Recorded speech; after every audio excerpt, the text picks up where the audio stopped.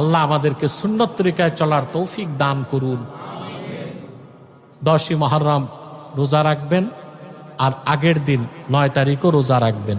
সর্বোত্তম হচ্ছে 9, 10, 11 3 দিনই রোজা রাখা। কমসে কম রাখলেও 10 তারিখ রাখবেন, 9 তারিখ রাখবেন। আল্লাহ আমাদেরকে কবুল করুন, মঞ্জুর করুন। হ্যাঁ, কবে কবে?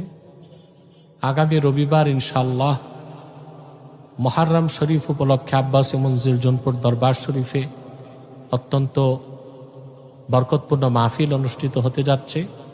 আপনাদেরকে দাওয়াত করে রাখলাম, যাওয়ার চেষ্টা করবেন ইনশাআল্লাহ বাদে মাগরিব থেকে। হ্যাঁ, এক ভাই প্রশ্ন করেছেন, ইয়াজিদ কি কাফের নাকি মুসলমান? দেখুন, পূর্ববর্তী সমস্ত ইমামগণ বলেছেন ইয়াজিদ ছিল ফাসেক। পাশাপাশি 27 জন মুজতাহিদ বলে গেছেন ইয়াজিদ ছিল কাফের। কি ছিল?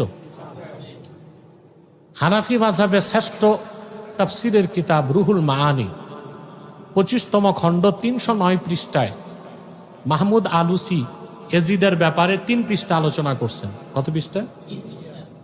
তারপরে উনি ওনার রায় দিয়েছেন। মাহমুদ আলুসি হানাফি, উনি বলেছেন ওয়া আকুলু ইন্নাল খাবিসা লাম ইউসাদ্দিক বিরিসালাতিন নবী সাল্লাল্লাহু আলাইহি সাল্লাম।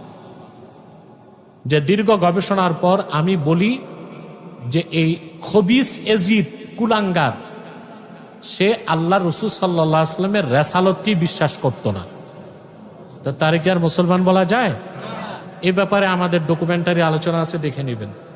আশুরার দিন কেঁদে কেঁদে বুক চাপড়ানো কি জায়েজ? না জায়েজ কাজ। আশুরার দিন হুসাইন দিবস পালন কি জায়েজ? হ্যাঁ। ইমাম হোসেনের নামে যদি দিবস পালন করা হয় এটা তো গৌরবের বিষয়। তো ওই কিসমত কি হবে আপনাদের? মনে হয় না। বাস, বাকি প্রশ্ন আজকে থাক, ইনশাল্লাহ রবিবার মাহফিলে দেওয়া হবে। যাদের সুন্নত বাকি দাঁড়িয়ে সুন্নত আদায় করুন।